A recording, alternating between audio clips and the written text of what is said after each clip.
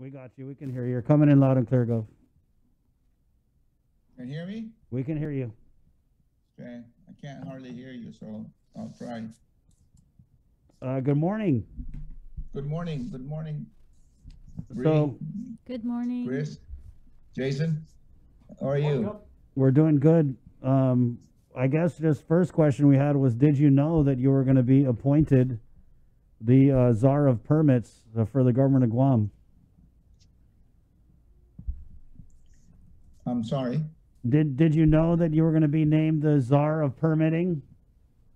We discussed it. Yes, we've been discussing this idea for the last 2 years.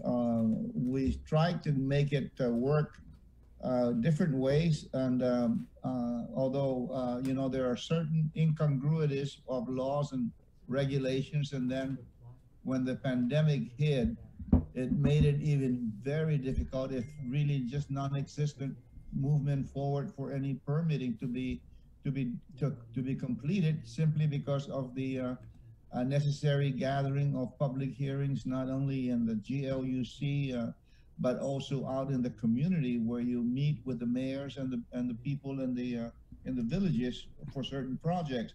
So that really exacerbated the permitting process. That the governor decided that we can't have this, because before the pandemic hit, there were already a slowdown in the process of getting permits, and investors moving their process forward a lot easier than just be handed a bush cutter to find their way through the system.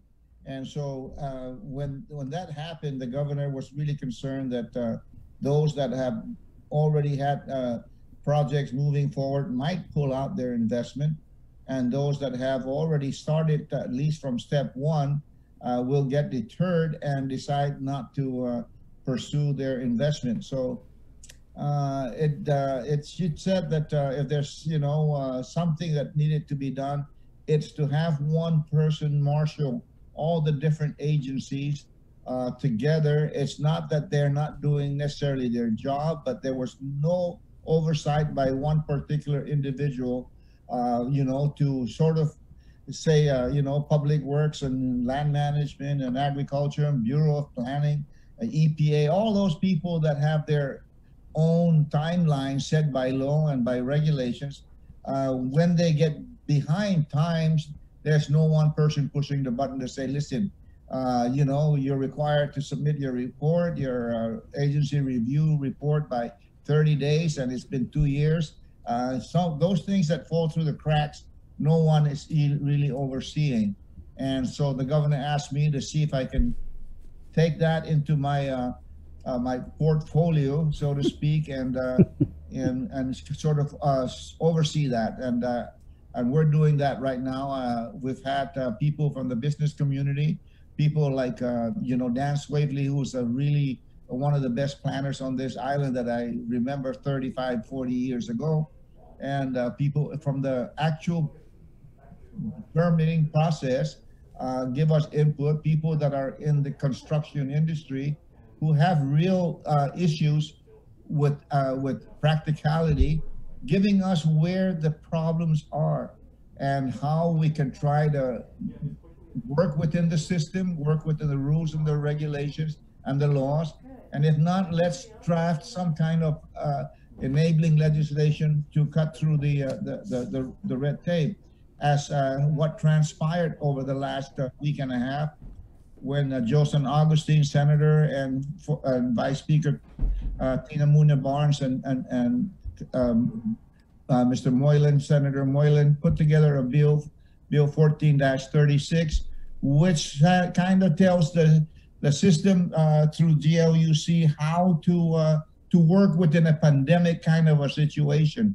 The governor signed that last Friday, I believe. It is Public Law 36-2. And that's already one of the first steps that we have been working on for the last 2 years. Primarily, not only the government of Guam putting together a solution, but working with the actual planners out on the in the business community, like Dan Swavely, I said, that actually knows what it would require for us to cut through the red tape. and they're very, very happy the governor signed that into law. She had a major input with her legal team as well in drafting that legislation.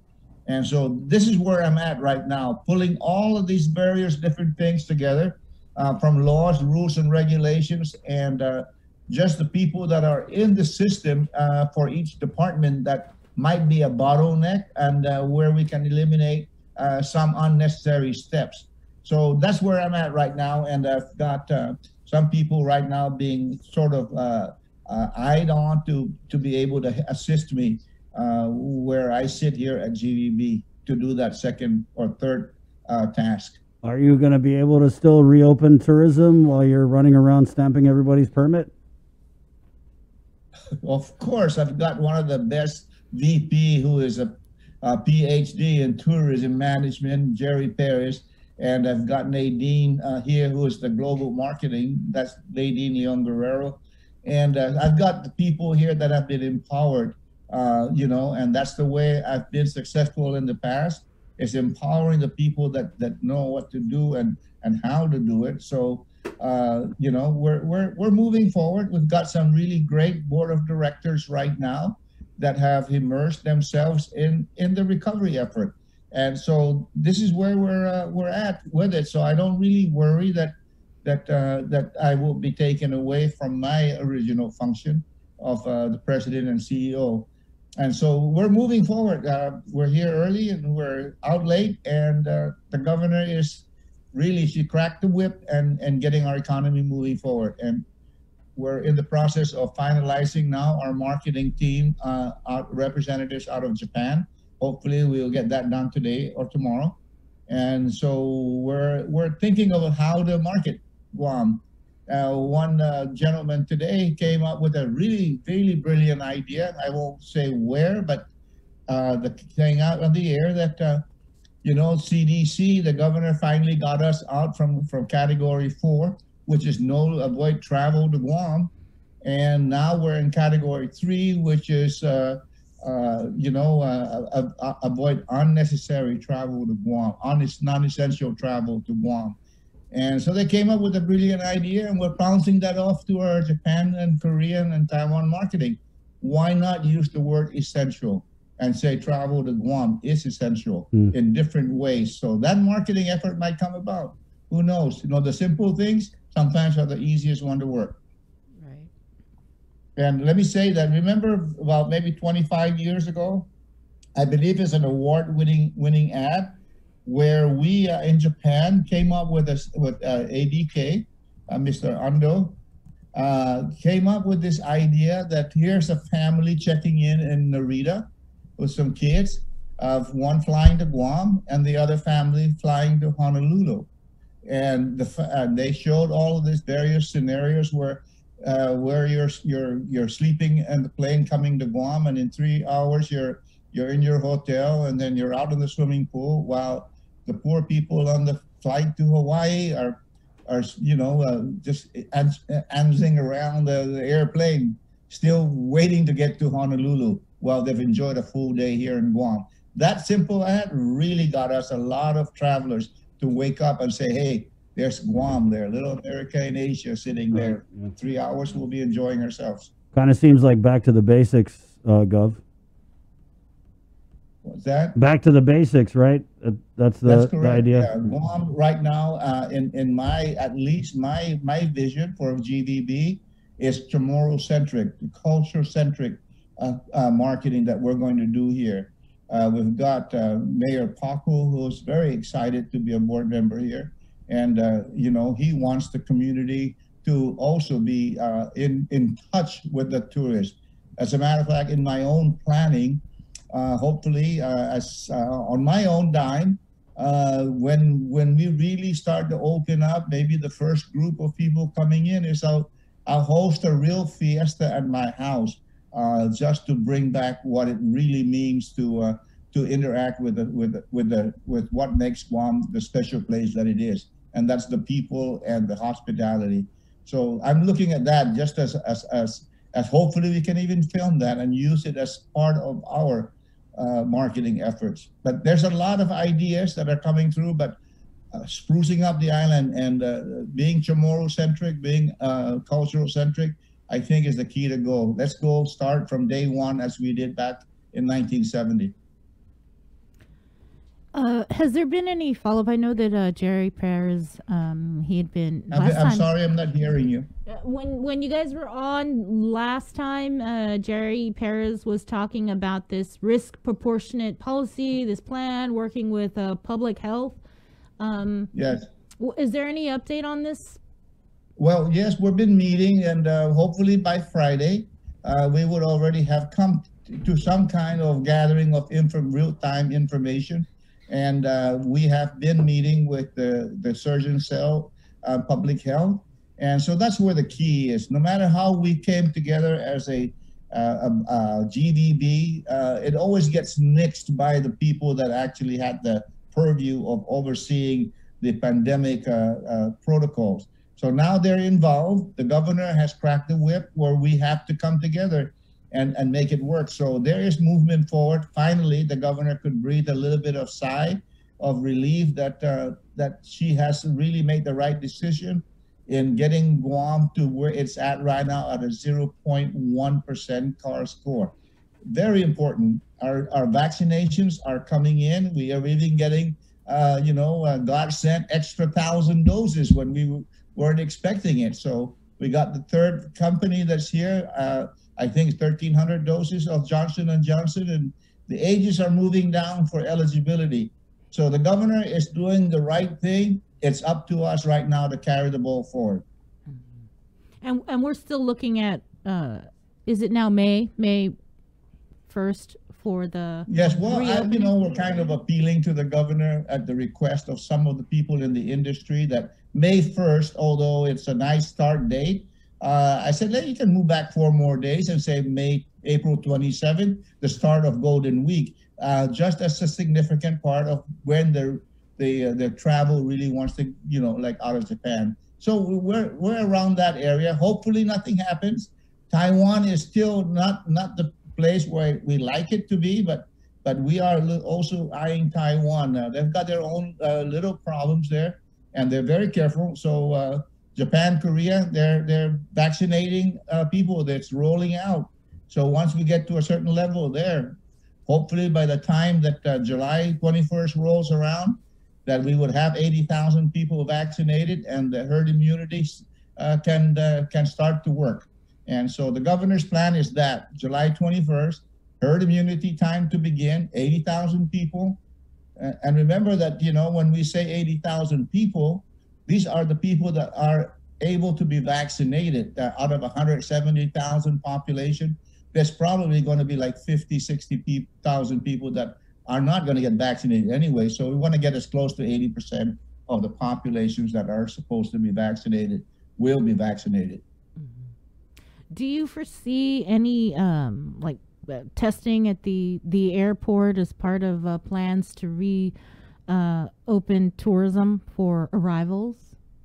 Well, the key is they're trying to ascertain our source countries' acceptance of certain kind of testing protocols.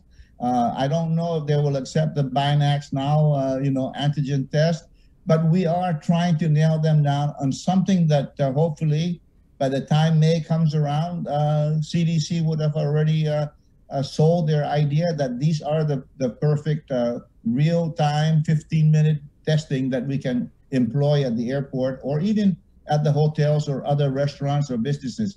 So we're hoping that as we evolve into May, that there'll be more studies that have come out that will give us a more acceptable testing that Japan, Korea, and Taiwan will accept. Has the Surgeon Cell, made any other recommendations to GVB on what we need to do to reopen tourism? Well, they're just following the Surgeon Cell, and they're following the guidelines of CDC, and they're kind of hemmed in at that particular juncture. But with us, it's what comes out of CDC that the Surgeon Cell will promulgate here, and hopefully like I said, things will get better, and it might be a lot easier for us to have available the least expensive and the quickest way to assure that the people that come here know that Guam is safe. It is safe, and that if their countries require them to have a testing going back, that will receive one that is affordable, and they can we can use that as our selling point. All right. Is there any other appointments that we should be aware of that's coming down the pike for you? No, there's not. Well, what I'm saying is that everybody right now, it's palpable right now, the feeling that we are on the right path, and we are making such headway that hopefully in the next near future that we will not even see a CAR score at 0.1, that it might be a 0 CAR score. It's working. The faster we get people vaccinated, people are feeling good that the governor brought us in the right direction, and that we should accept it and have the will to continue to move forward, because that's the only way that we can really satisfactorily tell the people in our source markets that Guam is indeed safe, and that we care about our own people as well. He's still on track to hopefully receive $20 million from the American Rescue Plan? Well, hopefully, I would say Guam time, March 15, came a week earlier than I anticipated, because I was looking at the 22nd to have the signature of the president. That's a done deal. The governor has set aside, and hopefully I'm going to be speaking with the governor in the next hour, also on our regular meeting, and I'm going to try to cajole her into having another $18 million that we are applying through Public Works and GIDA to take care of Matapang Beach. And we've already got the rendering. It really works well. That park is our people's park, and that we want to be able not to delay any further, to wait for an EDA grant of $18 million. We have the planning already done. We have the rendering done. We want to be able to say, hey, set aside $18 million. It's for our people. They've been pent up. Matapang Beach being upgraded like that is really going to be fantastic, not only for the tourists, but certainly for our people, and the surfboarders and the paddle boarders, and they can even have a place for them to store their paddle boards and surfboards in that area. Bathrooms will be more than sufficient, barbecue areas, and the safety of that aquifer that's there under the parking lot. Will mitigate the shrinkage of that and the caving in of that. So and the fire department be located there with their jet ski for safety equipment instead of Dedido. Do the renderings include the zoo? Like making the zoo that's right by. We're gonna put maybe we're gonna put like a COVID plexiglass to keep the smell away from that. But no, we're looking into that. I don't know. I didn't even realize the zoo was that close from there. Yeah. But yes, we'll figure out something with that. That's the second time somebody brought it up in the air to me. Okay. Yeah, we'll try and get a hold of Keisha again and get a copy of those renderings. Yeah, We've been wanting to. I thought you said we were going to get the renderings last time. I'll send you a WhatsApp it to you now, and when we get off. Right on. Okay. I'll send it to I have Chris's number, so I'll send it to you, Chris. Thank you, Gov. Okay. Also, good luck with your cajoling. Hey, also the $50 million from the cannabis sales, right? That's whenever the rules and regs are. To me, that's still a sleepy goal as far as I'm concerned, to get that 50 million up there. But the governor is correct. We got to put that into the system so that it has an automatic usage at 2-month area. That's probably their foot in the door, so they can be up there marketing that thing. But let's get past the pandemic situation first before we move into that. But it's a good idea. Last question, Uncle Carl. This comes from our Facebook Live comments. Do you know if we can go to the PI without a visa? No, you cannot. As a matter of fact, my inquiry to the Consul General's office there, I cannot get a visa myself. I have a very important task with Director David De La Sola on the H2 situation.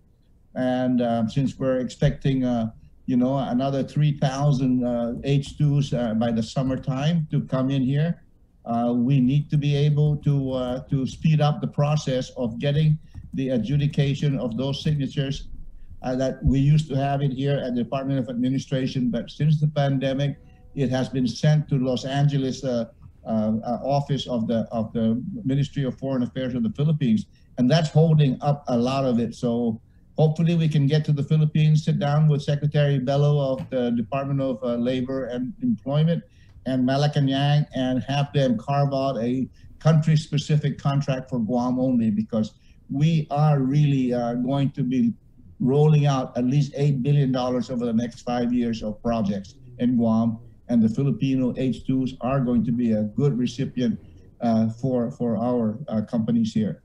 Gov, I know that you've been a peacemaker at times, and I want to say that you have a really good relationship with Congressman San Nicolas, something that Governor Liu doesn't have. Did they ever approach you and ask you, or do you ever have it in you to want to kind of bring those two parties together for the benefit of the island? Well, the governor, I don't know whether they're not getting along. They are. They can't help but have to get along.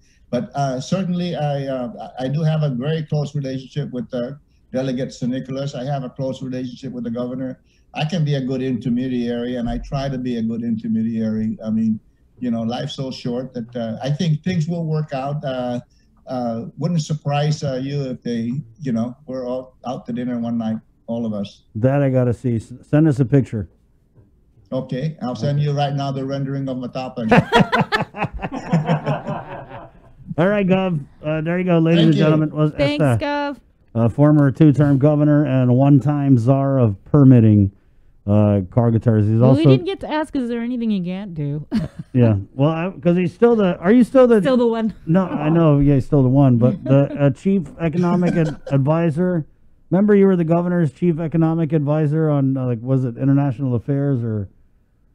No, that thing has moved over to the Council of Economic Development. I still have that. When I came here at the outset, I became the CEO, president, but I still carry that because I do have ongoing projects that I started out and I have to see it through. So that still remains with me, and the governor knows that I can do multitasking, and I like to get results, and that's the key. She loves us to get results.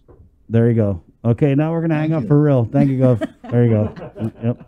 He gets results. There you go. 8:53. We'll take a really quick break and come back with more of the show.